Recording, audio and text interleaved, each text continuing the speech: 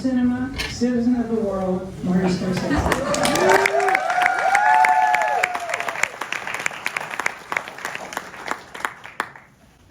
First thing, were the redheads for Technicolor, or did they just like redheads? Oh, they were made for Technicolor. Yeah, definitely. I still haven't been watching. I think I'll watch some of the, should I say, least distinguished British films if they're in Technicolor. And how many of these have you restored so far? I think Monica said before we started, but a lot of them, right? Yes, many, yeah. I mean, but in this case, in this case it's the documentary, but of course Thelma Schoonmaker, she did Red Shoes, personally did Life and Death of Colonel Blimp, personally, and what goes on. So the Tales of Hoffman, personally, but not even personally, it's perforation by perforation. And so with her on that, but she would really delve into these things. Other British films throughout, we were really fascinated by the British Technicolor. And actually, British films were so much a part of my own background, in a way, in that we had a television set in 1948, and it was 16-inch TV screen. I really appreciate your showing that kind of TV set, because I'm pretty close to your age, and I watch $1 Million movies. Yeah, so it's in the film. What am I saying? Well, it's in the film. That's what I said. Where did you get that footage of the round TV screen from? Well, that's it. No, we made that. We tried as best we could to make it look exactly like what I saw Thief of Baghdad, how I saw it. But the thing about it is that there were British films and American cinema on those TVs, but also neo-realist films. So the three main influences for me have been, of course, American, British, and Italian. And so the British films were something that were part of our lives. You were watching these all day and night. I was watching Yankee Doodle Dandy, but same idea. You can watch it all the time, whatever it was. Thank you for putting that in. Thank you for putting the rank organization Gong in. Oh, the Gong, yes. The only times, yes, Taxi Driver. The only way I imagined with a score would have been by Bernard Herrmann. And later I was able to work with Howard Shore and Elmer Bernstein, but that was much later. But all those early films I create my own scores. And that's the way I hear things, and how I grow up listening to music. And so now, as you say, it's something that is used for nostalgia usually, or I'm not quite sure, but the music itself for me is another character and is part of the world that the film is being made about. Well, the way you use Hal Blaine's drums to kick off Mean Streets is one of my favorite things in all of it. Oh, who's that? Hal Blaine plays the drums. He does the drums on that? Yeah.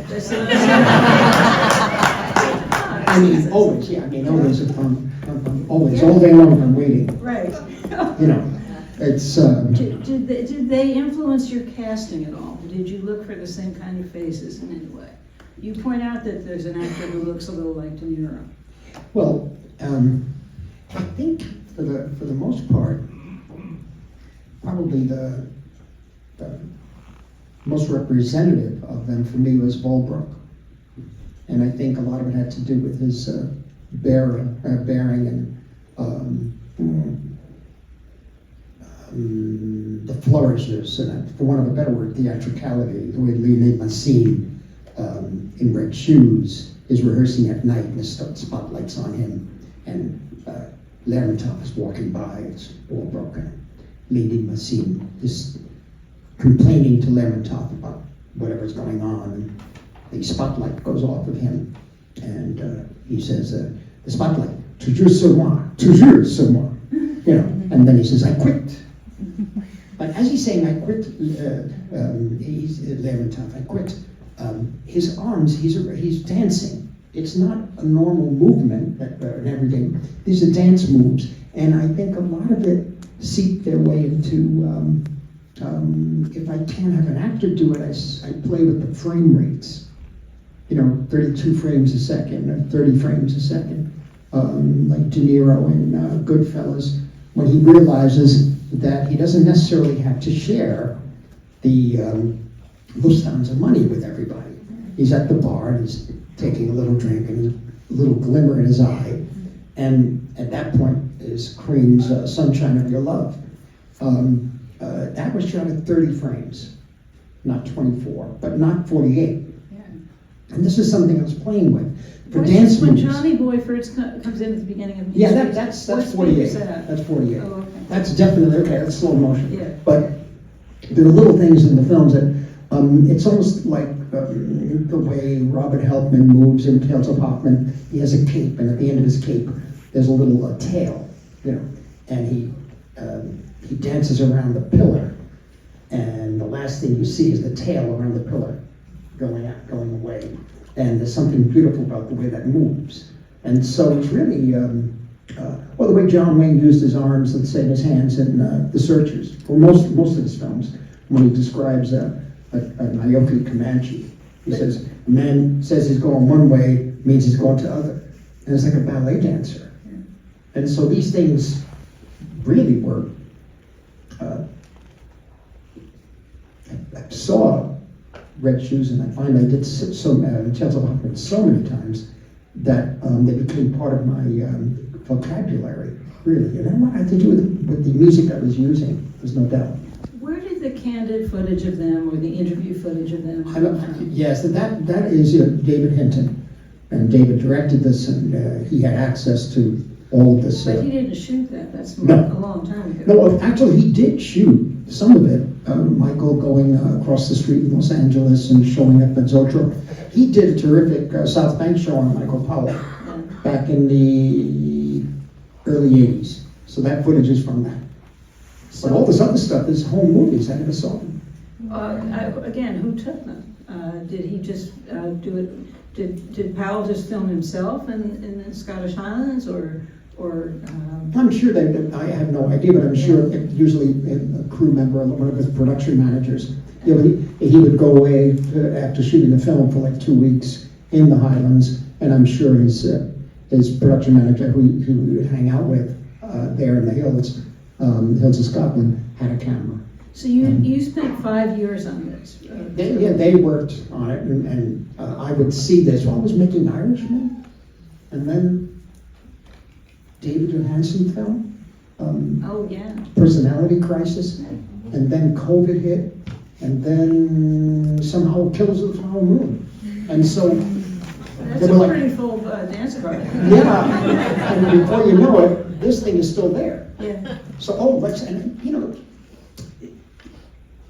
it isn't like, it isn't work in that way. It becomes something where, you know, you're dealing with things you love, and you're dealing with the people you love, and sometimes it is hard, but because I'm trying to fit it in between, I mean, what they need from me, I'm trying to fit in while I'm doing these features, and it's getting to be a little difficult that way. But it starts with the meetings, then it goes into the writing, and David Hinton was excellent with all of that. Did you write some of what you? I think I did. You know, I don't remember, guys. It's so well written. It sounds like you did. I mean, Have you seen this lately?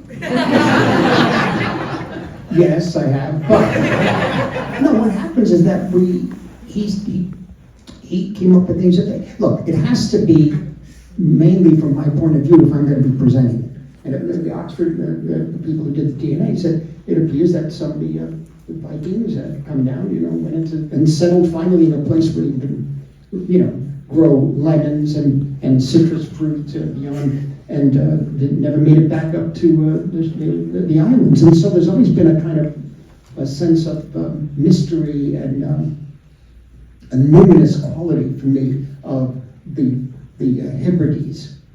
And you really get that, and I know where I'm going, especially in the mysticism of I know where I'm going. The mysticism of the Hebrides, I've always been drawn to it. Why? I mean, it could be just being something, a little what's sort of left of that DNA. Speaking of mountains and heights and the vertiginous stuff in Black Narcissus is you know, seeing that it's a trick.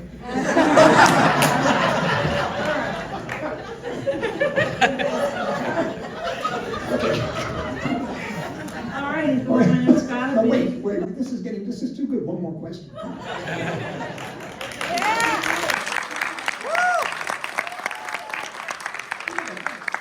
What were you saying? It was, I was asking you what you're gonna do yeah, now. home is the one I would love to do, but there's something I need to do. A couple of things I'm working on now. Is there another project like this, another film history restoration project? Well, right now, for restoration, we're dealing with the Film Foundation and the World Cinema Foundation. But so might there be another documentary like this? I'm not sure. I'm not sure yet. I'm going to get together with them and see.